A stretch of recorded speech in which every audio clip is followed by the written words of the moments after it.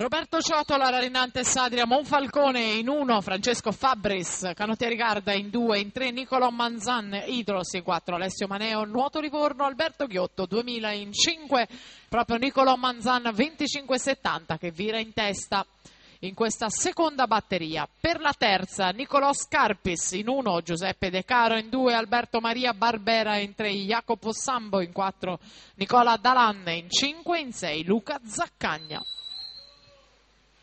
Ancora Manzan avanti a tutti nel tocco finale, batteria 2 che si conclude 53,25, firmato da Nicolò Manzan.